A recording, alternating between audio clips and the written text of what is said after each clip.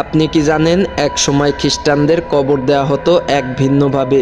সেখানে কেবল দাফন নয়, বরং সঙ্গে সঙ্গে লুকিয়ে রাখা হতো কিছু গোপন জিনিস। এমনকি মানুষও। ইউরোপের কিছু অঞ্চলে 1800 থেকে 1900 শতকে একটি রহস্যজনক প্রথা চালু ছিল। বলা হয় ধনী খ্রিস্টানদের কবরের নিচে লুকিয়ে রাখা হতো সোনার মুদ্রা, রত্ন, এমনকি প্রিয় বই। বিশ্বাস ছিল মৃত্যুর পরেও তারা এগুলো নিয়ে অনন্ত জীবনের জন্য পাড়ি জমাবে। কিন্তু সব থেকে ভয়ঙ্কর বিষয় ছিল এই কিছু পরিবার তাদের মৃত্যুদের সঙ্গে জীবন্ত মানুষকেও কবর দিত। কেউ ছিল দাস, কেউ ছিল প্রহরী। তাদের কাজ ছিল ওই গুপ্তধন পাহারা দেয়া অনন্তকালের জন্য।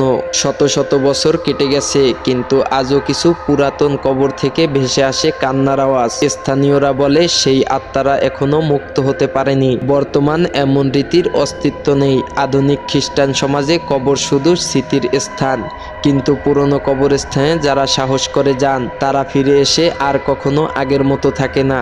কেউ কেউ নাকি গভীর রাতে কবর থেকে আসা আলো বের হতে দেখেছে, কারো ফোনে ধরা পড়েছে এক ছায়াময় মুখ। তাহলে প্রশ্ন থেকে যায়, সেই প্রাচীন আত্মারা কি এখনো সেই গুপ্তধনে পাহারায় আছে, নাকি তারা অপেক্ষা করে অন্য কারো ফিরে আসার? এই ভিডিওটি যদি মাঝরাতে দেখে থাকেন তাহলে একবার জানালা দিয়ে বাইরে তাকান, হয়তো কেউ এখনো আপনাকে খুঁজছে। এমন আরও রহস্যময় ভিডিও পেতে চ্যানেলটি সাবস্ক্রাইব করুন। ভালো থাকবেন বন্ধুরা, দেখা হবে পরের পর্বে।